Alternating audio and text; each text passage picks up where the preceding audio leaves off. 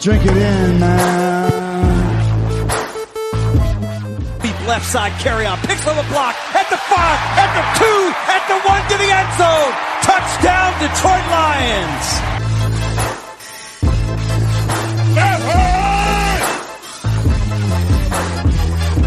Drink it in, man. Get up, Stafford throws. It is end zone. Caught! Oh, baby, what a catch! Kenny Galladay, you're a freak! What a catch! Touchdown, Detroit Lions!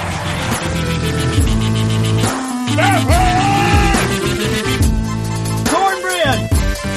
I love the Lions! Say it with me! I love the Lions! Drink it in, man. Detroit Koolaid, what is going on, everybody? We are back in the house on a Wednesday, here to talk about the Detroit Lions versus the Oakland Raiders that happened this past Sunday. A tough game for all of us Lions fans. Lots of things to talk about, though, of how this game went down, the positives, the negatives, the second guessing, everything that happened. We'll talk all about it. And we're also going to talk about, we're here at the midseason point. Basically, the Lions have played 8 games now and a bye week. It seems like a million more games than 8 with all the ups and downs and twists and turns of this season, but only halfway through. So I'm going to throw some questions at Grifka with kind of some midseason awards or some questions here as we get going. But before we get to all that, Grifka, what's going on, man? Oh, man, just a little somber from the game last Sunday. Still kind of reeling a little bit from that. Yeah, it was a tough one. We'll talk about it. We'll break it down. We'll sort of give the people our opinions on the different things that happened. But before we get to that, man, there's been lots of stuff going on.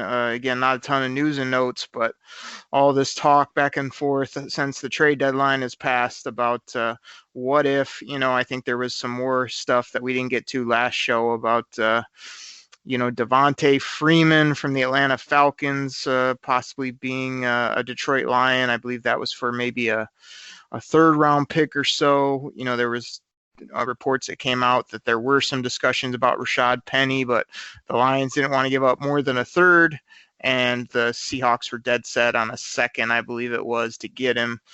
I don't believe we talked about that. We talked about Chris Harris and them trading Quandre and things like that. But any thoughts on these reports that kind of came trickling out late after the trade deadline where the Lions did absolutely nothing? Yeah, I know with it seemed like more noise came out after watching the run game that the Lions had on Sunday. But it was just, once again, people, saying stuff, much of like, oh, Lions aren't willing to give up any collateral. They got enough draft picks. They want to get pushed over the top.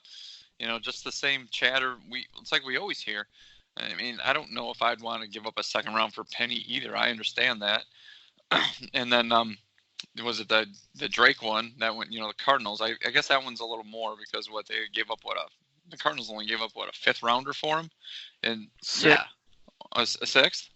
Sorry.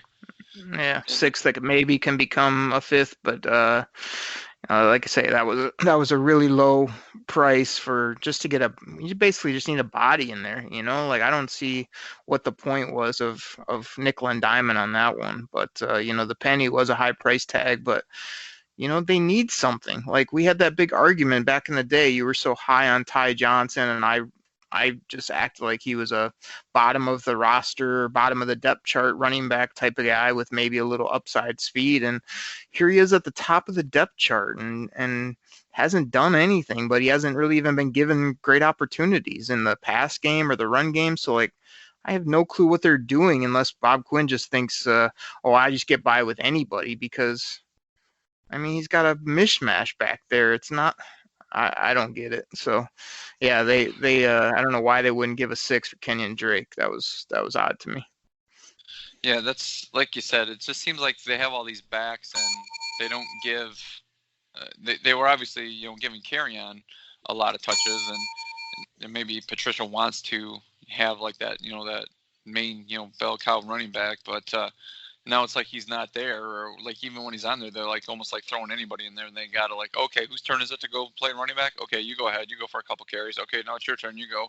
It's like, I don't know, and you always hear that story. You always hear those saying like running backs, they get, once they get warmed off, they get that they get that froth going, the more carries they get and they can go. It's just seems like nobody ever really gets in a rhythm, and I don't know. It's just I'm just confused as well. Yeah, I was gonna say I got to stop you real quick because the Lions have not been able to run the ball for over a decade now, and even when they have somebody decent, like you say, they don't both know how to use them or workhorse them. So like they're just totally caught in the middle with. Not only do they not have a workhorse, which we're finding out that carry on, even if he has some burst and ability, it's kind of like he's probably not that workhorse guy. And even when he was healthy, they didn't really use him that way. They just kind of gave him, oh, hey, here's 15 carries, and we'll mix a few other people in. So I just have no idea what they're doing. And like the only teams that get away with no running backs are the teams that just sling it all day, or the teams that have been doing it for years where they can just plug in anybody because of their offensive line or because, of their scheme and just run the football. And we're the complete opposite of that. Like, it doesn't matter who we draft on the offensive line, we can't run. It doesn't matter what scheme we have, we can't run. So why would we think all of a sudden in 2019 when Carry-On goes down, oh, we'll just piece it together with a 6th-round rookie and a bunch of other people off the scrap heap? Like, people were like, I heard somebody go, oh, they did okay on Sunday in the run game. I'm like, they did, because they ended up with like another high carry guy of like 20 to 30 yards. I mean, I don't know what we're watching other than, like you've said, it's all on Stafford, but like it's crazy to me. So real quick on that, they did bring in Jay Ajayi for a workout, and Bo Scarborough. So Ajayi is like a name, but he's obviously been out of the league. I think he lives over in London or something.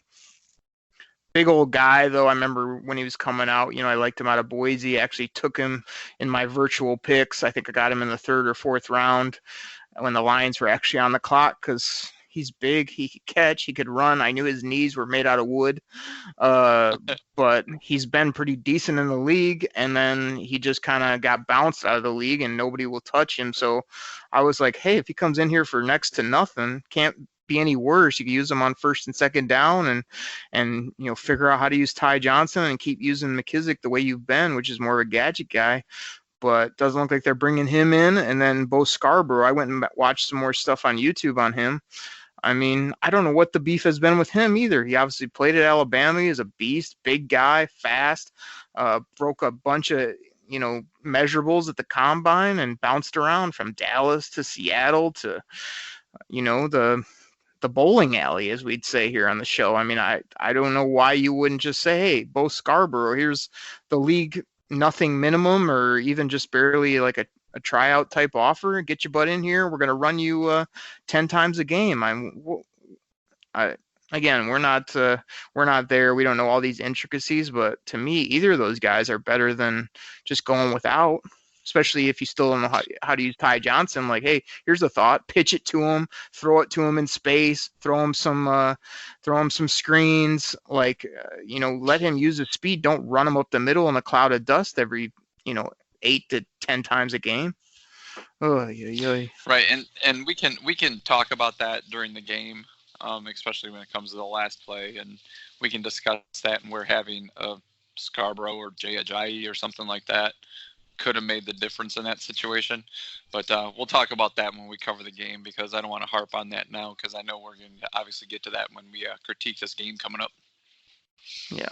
Last thing I'll say on it, man, if I got to pick between the two, just give me Bo Scarborough, because I don't know if he's got any juice. He's still young. He's big. He's basically like Jay Ajayi's size, and he's faster, and he's way younger.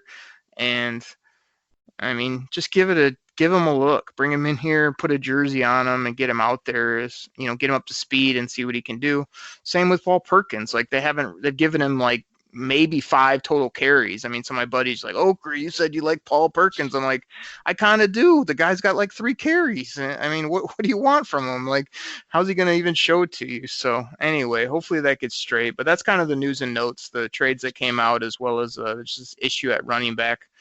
Grifka, before we head to our first break, do you want to talk about some mid-season type stuff? And again, I always have to remind you, this is the Detroit Koolaid Cast. I'm trying to serve up that Detroit Kool-Aid to the people. Drink it in, man. So I'm going to go positive. I got to get some twist your arm to make you think about what positive has happened this season, because we'll get to it later, but everybody knows that you quit on Twitter and that you hate the team. Yeah, hate's a pretty strong word. But I think the biggest positive, really, and it's one of those things that, I don't know, I don't want to say scares me per se. I guess that's lack of a better term at this point.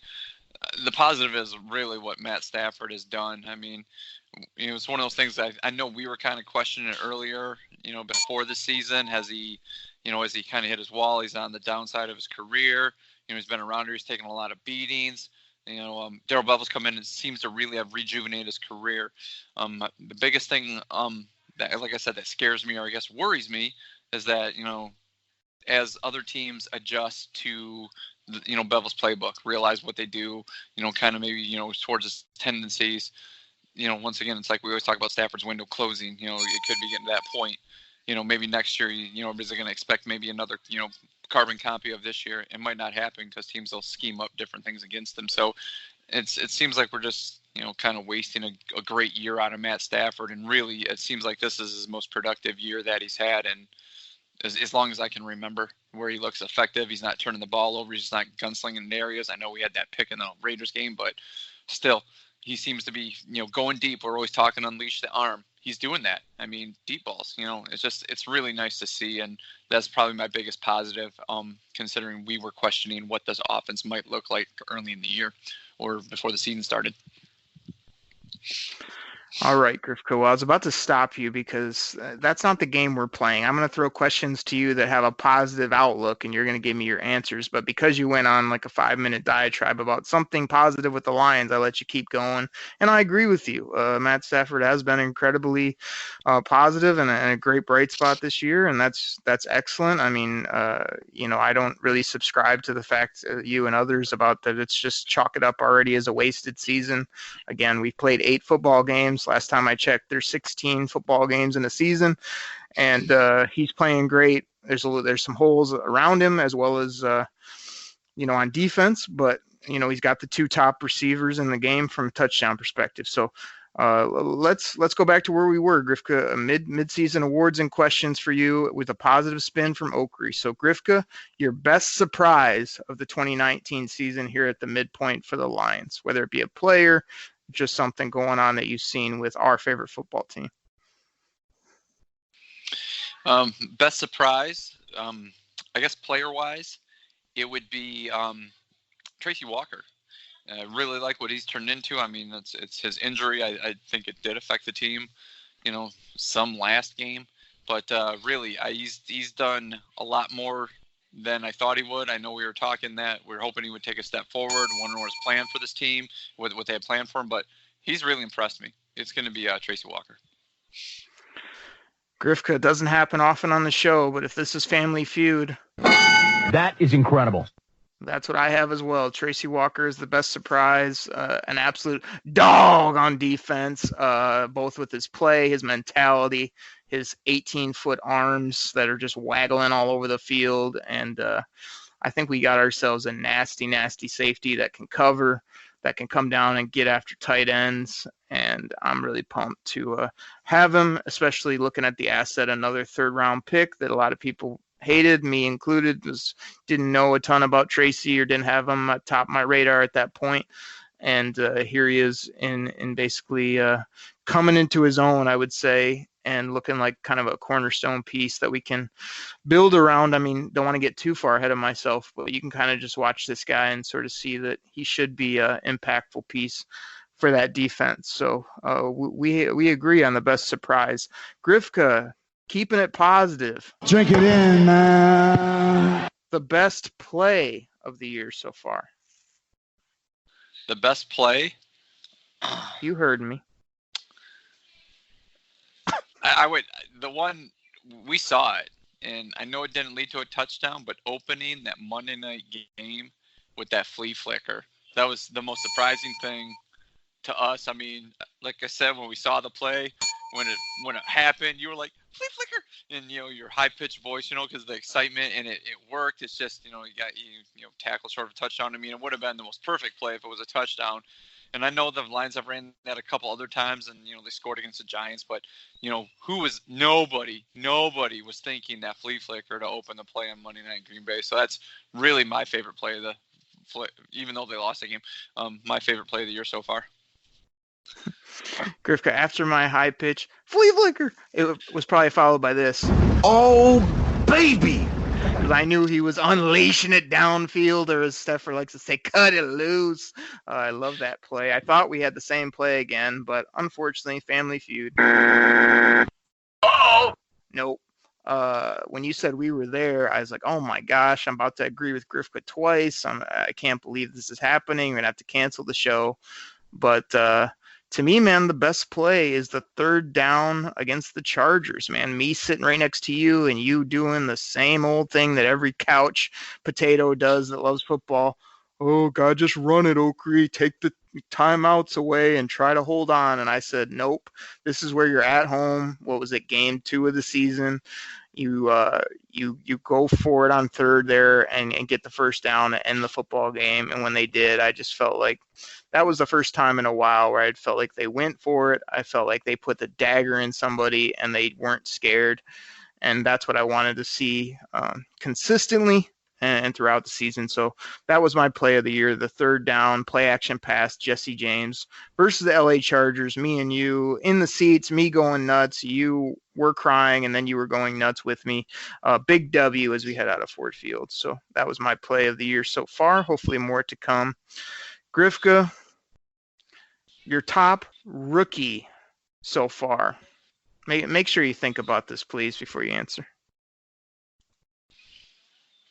I'm thinking. Cornbread! Thinking. I right now, I think you could pretty much all throw them all in a basket and pull them all out. And each one, I guess of the top 3 or picks have had their highs and lows. But, I mean, Hawkinson's had his best game since his last game. Tavai looks good and, sticking people at some points, but there's points where he looks kind of lost on the field. In Harris, there's points where he looks really good on special teams, coverage here and there, but he does still get burned a little bit. Oh, gosh. I guess if you're forcing me to answer, I guess I'd have to go with Hawkinson simply because he had that first game. And he's going to live off that. Woo! What was that? We missed your incredible analysis at the end because Rod Allen was excited that you love tight ends. I said he's going to live off that first game for a while, so he's had a couple other 50-yard games, and he, every once in a while he has some good blocks, and every once in a while, he's a rookie, so he gets beat. That's what happens, but I think what he's done is shown a little more than either Tavai or Harris or. Grifka, let me get in there. Let me get in there before you put the people to sleep. Come on now. I'm we not all know. excited about our rookie, so.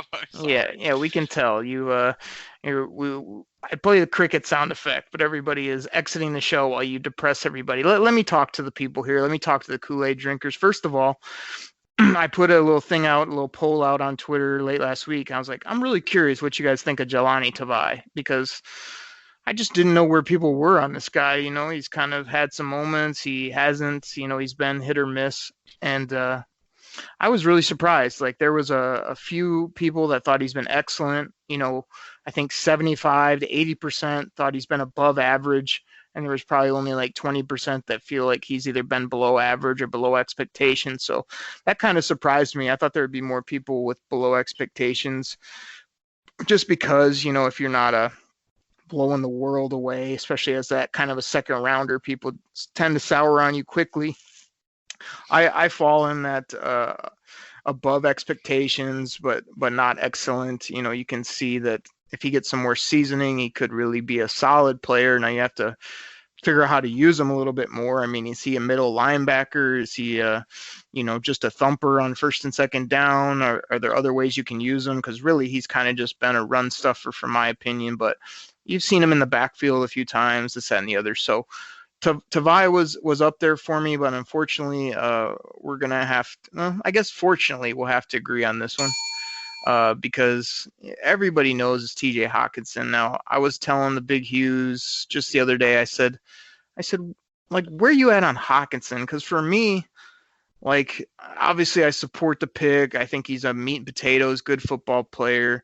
But here, halfway through the season, I mean, his numbers are a bit lower than I want. He's dropped a few touchdowns that have really frustrated me.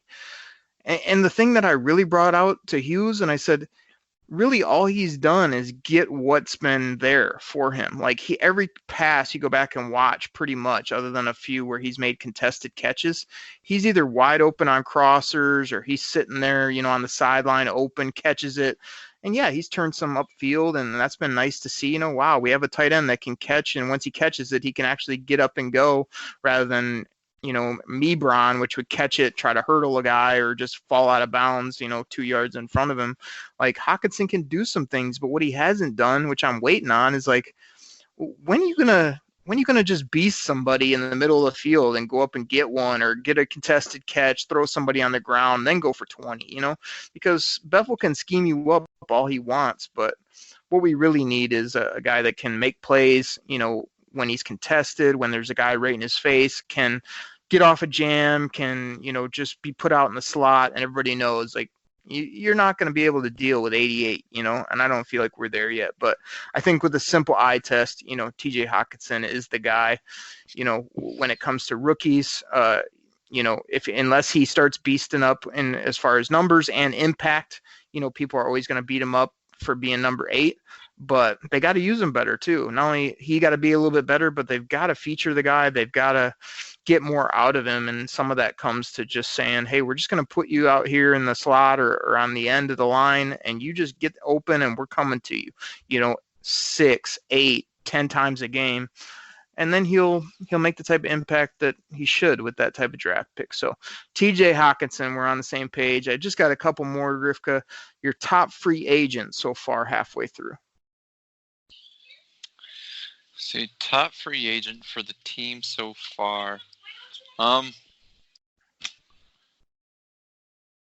know some people are going to probably want me to say Flowers or Coleman because that's who they spend a lot of money on.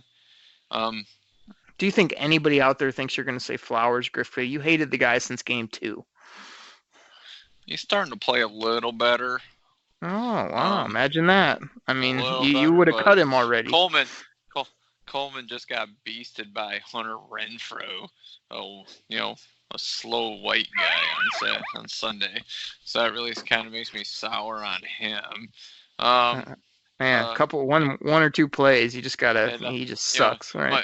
Mike Daniel's been pretty effective riding pine with his foot injury. So, I'm sorry that he got hurt. I mean, what a terrible thing. That never happened in football. Just hold that against him his whole life.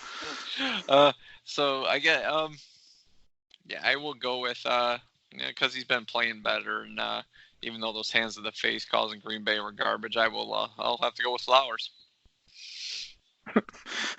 Grifka, are you honestly going to do that on the show? Like you've ragged this guy, and now he starts making a couple plays, and now he's your top free agent signing so far. Really?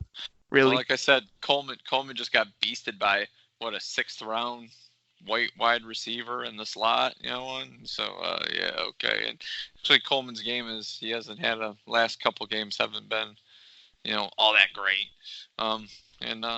I really can't. I really can't say like Melvin. I mean, Melvin's been doing okay, but these guys are giving up, passing yards like they're handing out candy on Halloween. So I guess I'll go with Flowers.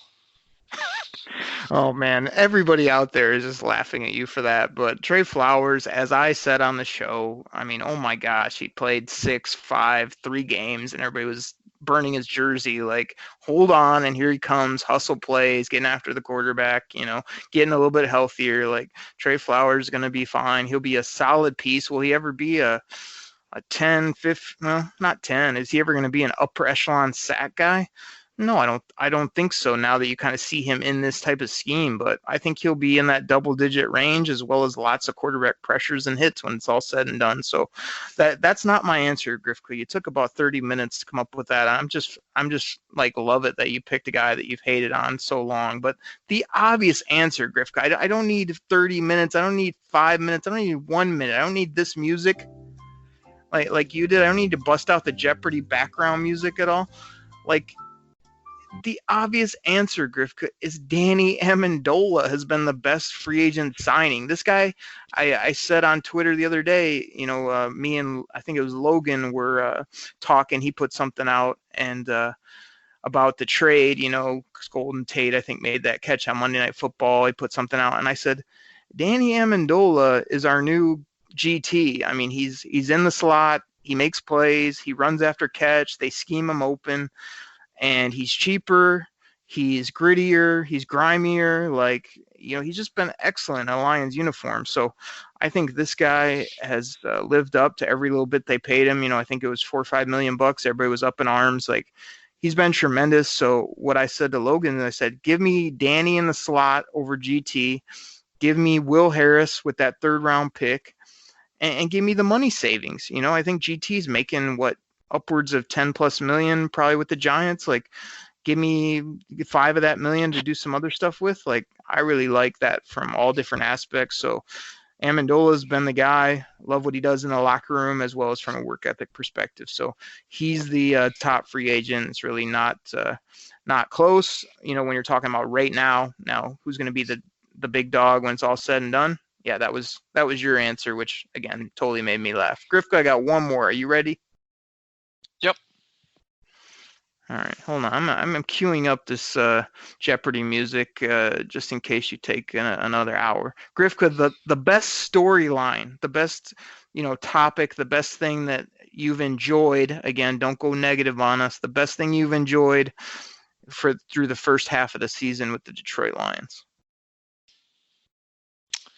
It would have to be the new offense. This offense is exciting to watch. It's been a number of years since it seems like we can just throw up points when we need to. And there's points, don't get me wrong. I mean, this is the NFL, so teams do make adjustments, and there's points where the Lions do get some snags. But this team is fun to watch. They, throwing the ball downfield like we've been asking for. Like I said, the only thing is if we could just run the ball a little better, but using McKissick in the gadget plays, if they could figure out how to use Ty Johnson, if Kerryon could ever stay healthy, that would have been a big plus. But this offense has just been the most surprising thing and it just makes the offense fun to watch. They always seem to be in the game because of it. Grifka, another rare occurrence. That's not my answer, but I agree with you. The offense has been good. It's been dang good. I'm feeling pretty good. Pretty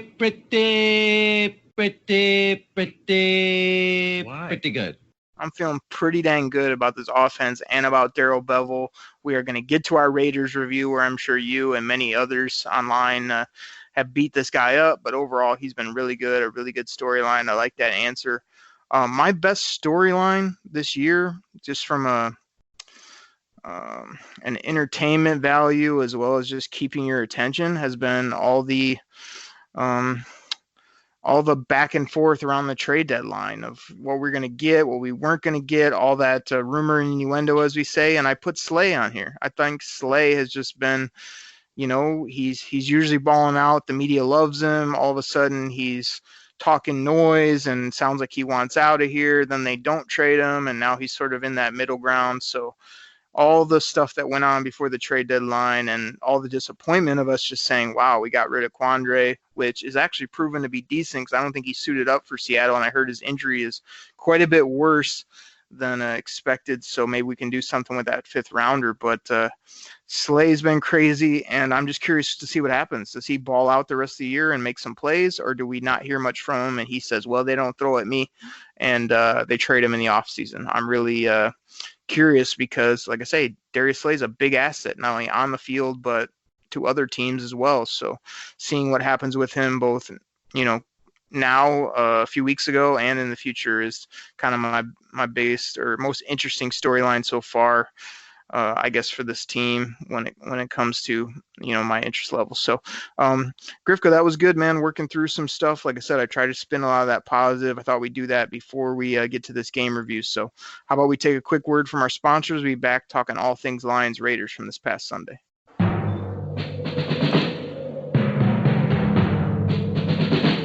The autumn wind is a pirate,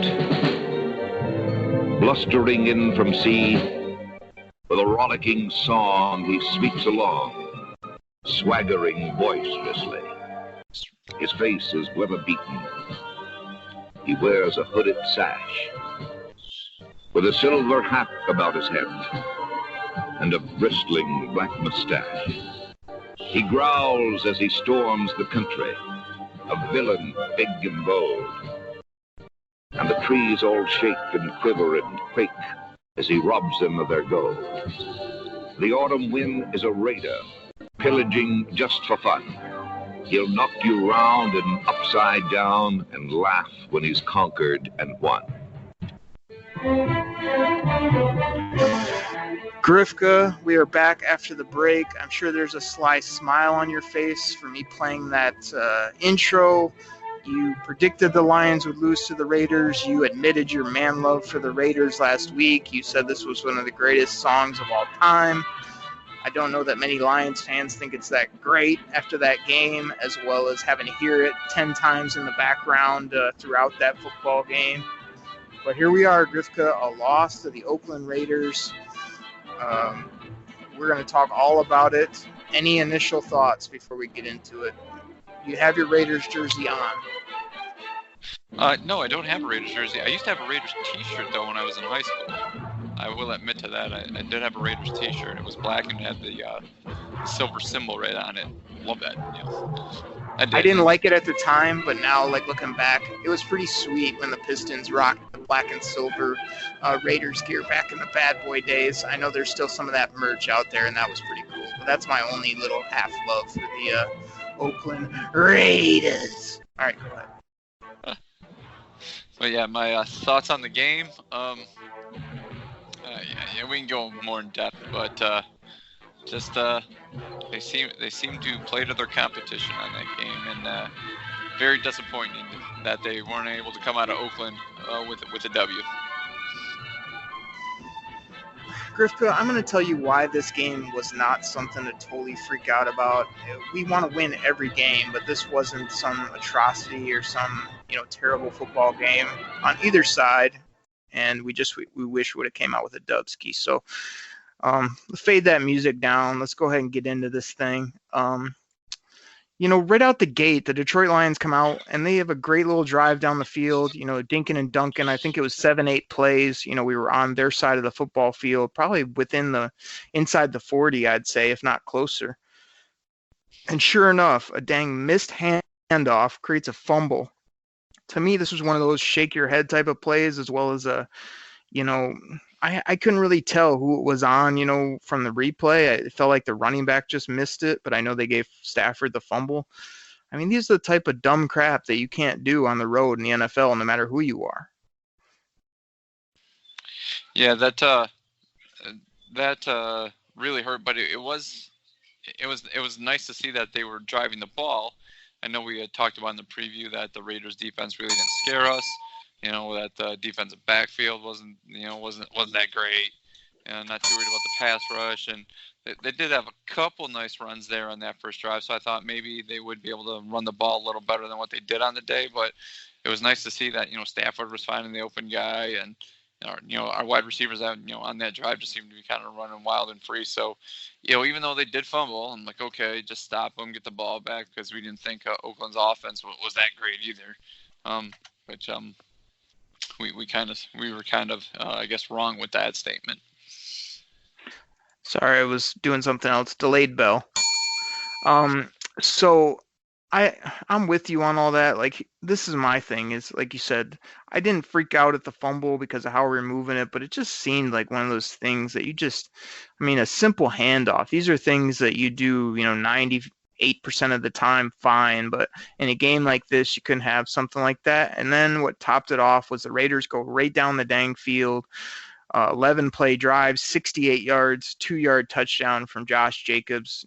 Not too much of an issue getting in the end zone for him. That was disconcerting to see. Raiders go up 7-zip. But what I liked, again, I'll throw this to you. Again, the Lions come right back out on a 9-play, 75-yard drive, bing, bam, boom, down the field in less than 4 minutes. 2-yard touchdown, really nice throw to the back part of the end zone. Great leaping catch by Marvin Jones. 7-7 before you can blink and before we end the first quarter. So I like the answer again by the Lions. Yeah, that's like I said, they said in the first drive they're moving the ball, and they just continued doing it in the second one. And at that point right there, I thought this game was probably going to turn out to be like 48-45 after seeing that. Yeah, like you say, two back and forth there, but we end the first quarter only 7-7. Starting the second quarter, the Raiders able to put together a 10-play, 50-yard drive and get a 32-yard field goal. I think that was one of those where it's kind of like, Lions had got to stop, 50-yard field goal. You're hoping for a shank of some sort. He was able to make it, put them up 10-7. But here's the big play. Lions come right back with 3 plays, 73 yards, 2-minute drive, basically a 59-yard TD to Kenny. Just an absolute great throw, catch. Kenny cutting across the grain, just using his speed, getting to the end zone. Another play that this guy's just coming into his own, man, Matt Stafford. I remember when he threw this and they showed the replay. I just said, man, Matt Stafford is just so on point with these deep balls and with his just overall throwing of the football right now. It seems like, he's just, if you're open and it's deep, he's putting it on you, and these guys are house calling, which has been a rarity the last couple of years. Yeah, I love to see them, like I said, open up the offense that way. And Stafford is, throwing up those 50-50 balls in his team. His play, Golladay, Jones seem to be making the proper adjustments and coming down with them. And even Chris Spielman did mention that during the game. Yeah, this wasn't even really a 50-50. It was kind of one of those nice design plays, and he just ripped it down the sideline, and Kenny, right as he caught it, made that juke move, got up field and scored, which is great. So 14-10, Lions take the lead. Got to love that. Sure enough, before we can even get to halftime, the Raiders have another extended drive, 11 plays, 80 yards. Just long play drives, except for that Kenny, and go up 17-14 just before the halftime there with 1:12 left. So that kind of took the wind out of my sails, because I knew they were getting the football, I believe, after the half. So I always hate to see that, a touchdown under 2 minutes, knowing they're getting the ball back and putting them ahead. If I can go into the locker room with a lead, I like to do that.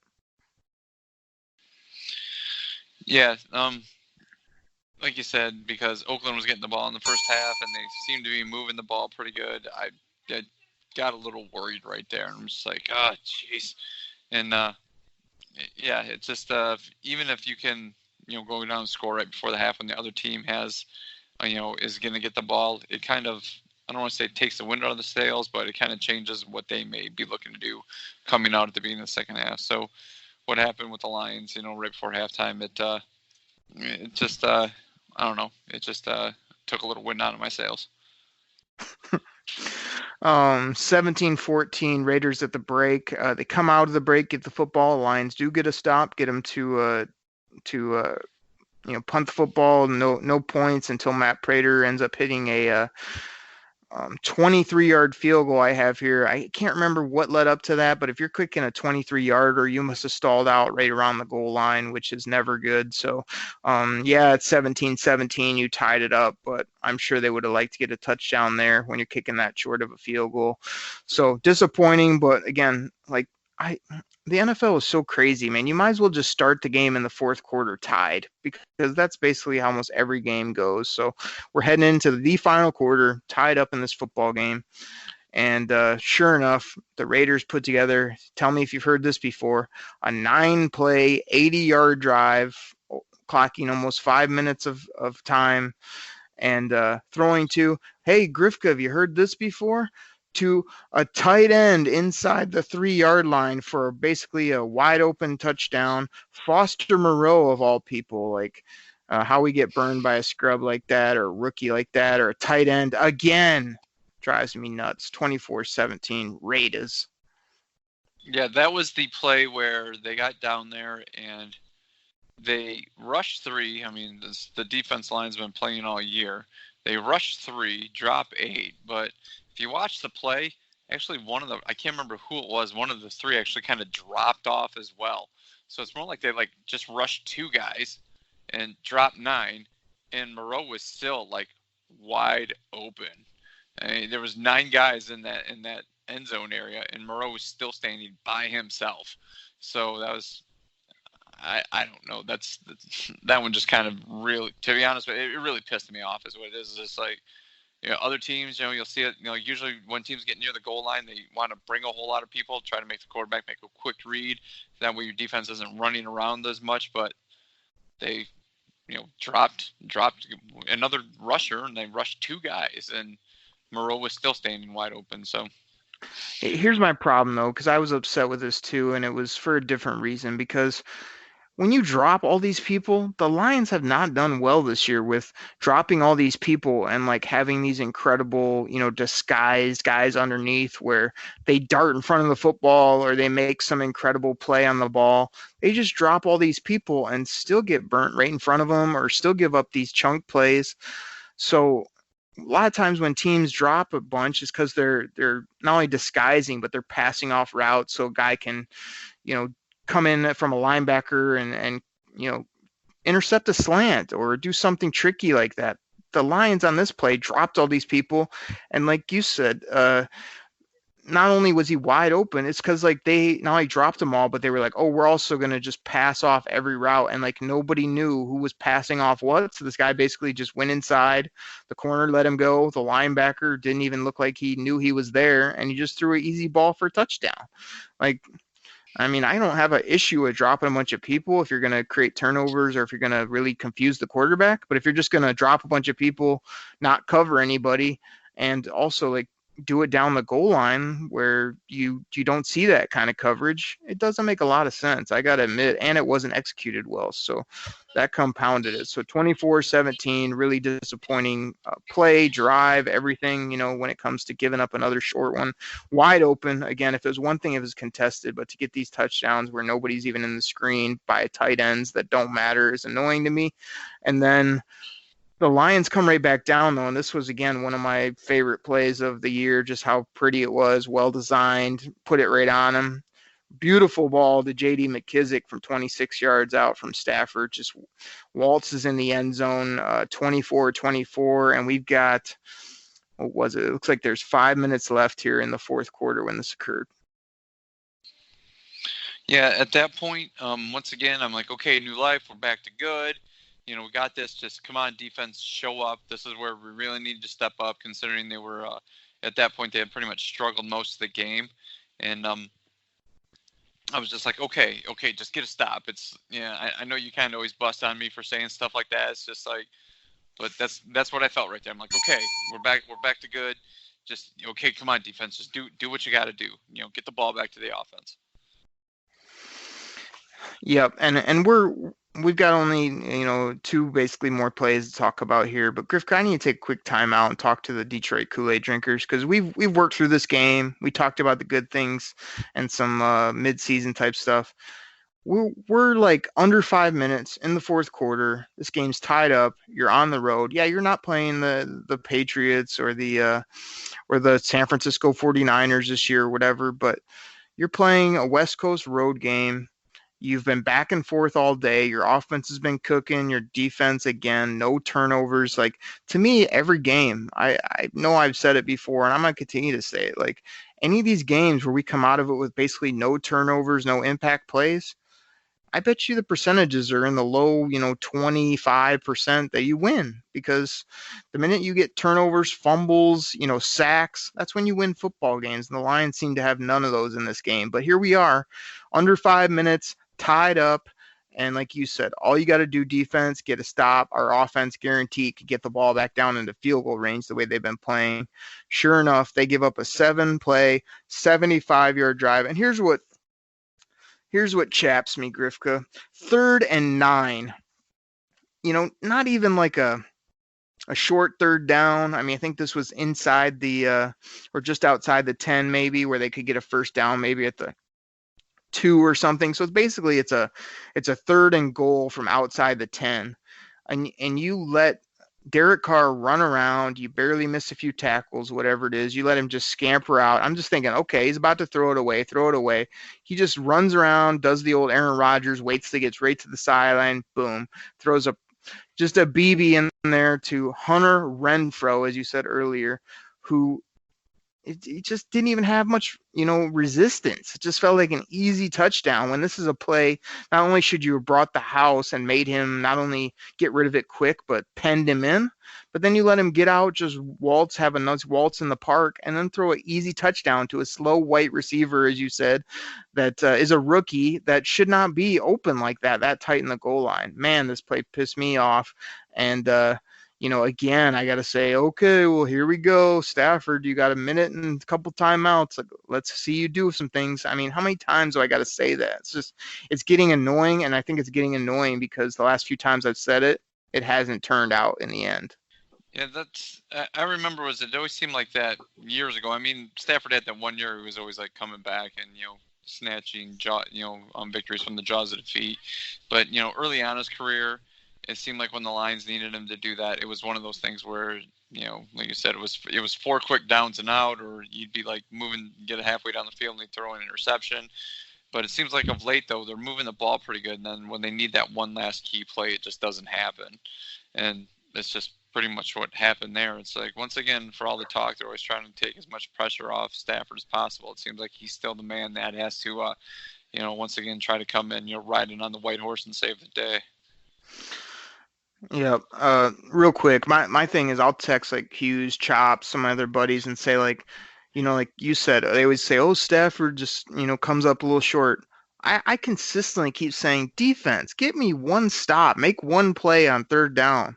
And like the last handful of games, it's just been, they don't get it. They maybe get a penalty. I mean, again, the refs kill me every week, but this felt like, again, like all you really had to do was make a play there and let it keep them to a field goal on that third down. We go down, as we're going to talk about, and would easily kick a field goal, if not score a touchdown and win it. So anyway, I know we're going a bit longer, so let's get to it. This should have probably been the first thing we talked about. The Lions drive all the way down, beautiful throws. We got one pass interference, which helped us, but it was blatant. It was blatant contact.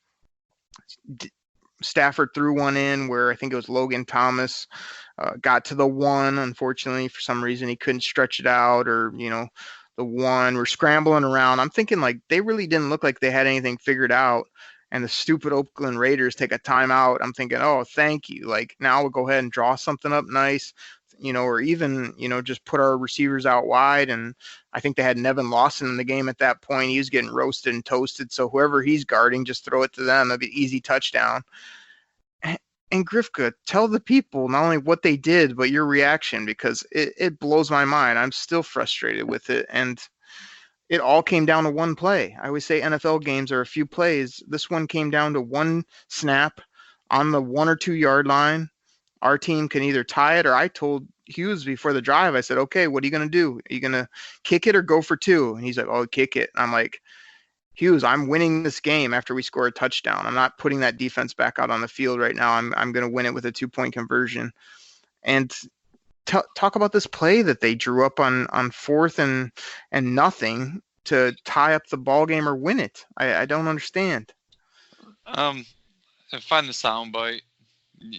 When they lined up and what they lined up, and this leads me back to what we were talking about, not having that, that big back, anybody like that can say like, okay, we're at the 1. There's a chance here we're gonna hand it off to our horse and he's just gonna plow through and score a touchdown from the 1. They don't have that, and so when they lined up, I'm thinking to myself, what are you doing? What the hell are you doing? Exactly, because even the Raiders had to realize this. Just like, oh, we're going to run it in. They got to be going, who are you going to hand it to? I mean, you barely move the ball running all day, and now you're going to try to trick us with, like, with like no big back there, but you're going to line up, oh, we got a heavy set. We're going to do this.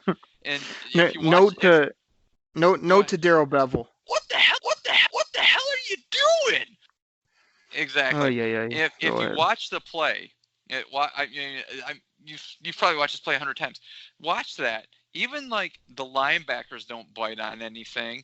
The end, if they got to be thinking flare pass out of the backfield, because the end doesn't even come in or doesn't crash down. He's watching the running back in the backfield just in case if the guy flares out into the flat. So that's going to be guarded. When Logan Thomas comes off the line, he's guarded instantaneously. So even the Raiders, there was no way fooling them because they had to realize there's no back that you have back that you're going to hand off to, and you haven't had success running the ball up the middle all game. So, when I saw the lineup, I thought to myself, what are you doing? What the hell are you doing? And we saw what it turned out. To be. But even before the play lined up, I'm going to agree with you on this. I'm thinking to myself, you got to go for two because you haven't stopped them, and they're just going to march down the field. I mean, yeah, they stopped them a couple times, there in the fourth quarter where they got punts, but there's no way you had to be thinking to yourself, considering they just went down before that and scored, thinking to yourself, well, okay, yeah, we'll be able to come up with a stop. You have to go for two there, but just if you didn't go down, break down that play like I just did, you watch it, everybody's going to be guarded no matter what, because the Raiders knew they didn't have the offensive line that had was running all game, or they didn't have a big back in there to plow it in from the one. So that's just a noggin scratch of a play call. And for all those people out there that are blaming Matt Stafford for this loss, come on, man. There's been plenty of times he's it's just it makes you like, gosh, what are you thinking? What are you doing? But this one's nowhere near on Stafford. This one's nowhere near on Stafford. This one's all on that defense that's just giving up yards, and like it's a 7-on-7, high school 7-on-7 game at the Elite 11 or something. So, Grifka, I'll keep it short because you did the opposite of that. Like when they come out and there's that shot on Fox of Kenny and Marvin going to the sideline. I mean, what do you think was going through Lions fans' heads? I mean, I think it was. I think you played it like 4 or 5 times already. Yeah, I think I was trying to get to it there. I mean, it's pretty obvious. Everybody at home is going, what the hell are you doing? Like they line up in heavy. We never line up in. If anything, Matt Stafford should have been in the shotgun with 5 wides. I mean, I don't care if you're on the one or whatever. That's not only what we do. That's what we've been having success with all day. So the fact that you thought you were going to bring in a heavy set with no running back and our Joe Dahl or whoever our left guard had just got hurt. So you're bringing in a Bushi. What the hell are you doing? I mean, it makes no sense on any level. Oh, and by the way, Hawkinson is dinged up. So, I got an idea. We'll put our third tight end in there. He'll make a play. What the hell are you doing? I mean, none of it made sense. Everybody that was watching it right when they came out in this ridiculous set was thinking, you're not going to run the football. What the hell are you doing? Like, and then, so he hikes the ball and then he's like rolling out. And like the minute he rolled out, of course, for some reason he had somebody in his face. How do you have a heavy set with like 8 linemen in and right off the crack of the bat, someone's right in our quarterback's face? I mean, really? What the hell are you doing?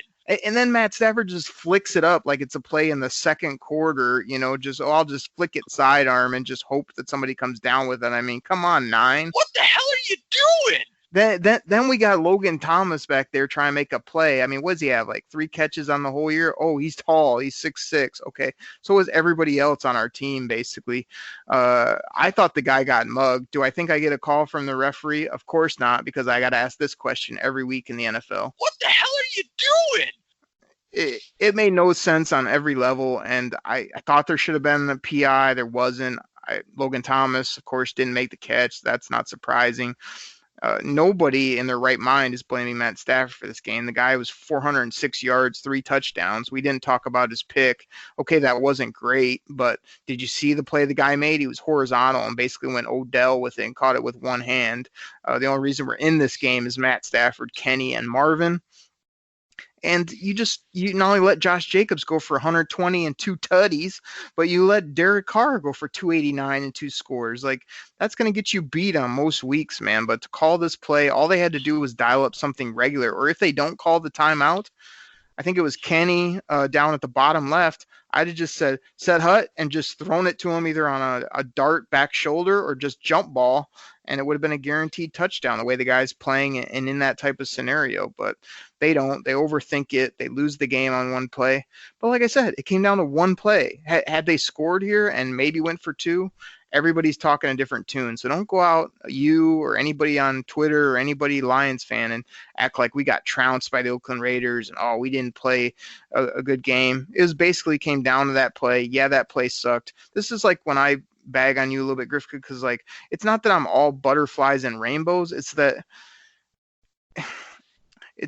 like, I'll call it like right from the word go. I don't think I put anything out right away because like I get frustrated on game day, but I said the next day, it's not like I'm going to say, oh, great play call, Daryl, but that made a lot of sense. No, I'm going to call that out. I'm going to call out other little things, but I'm also going to look at this game as a whole and say, wow, if you make that play and either you kick it and win an OT or you win it right there at the 2-point, Detroit's on fire, as a city saying, oh, here we go. We're rolling. So I'm not going to flip out the other way because of one play and say the season's over or say we're an awful football team. We've got a lot of things to clean up on the defensive side of the ball. We got some scheme issues we got to handle when it comes to blitzing, taking care of people. But 8 football games left. You take them one at a time and go do it. You don't start looking at the draft. You don't start saying, oh, this team is going to win, 5 games this year.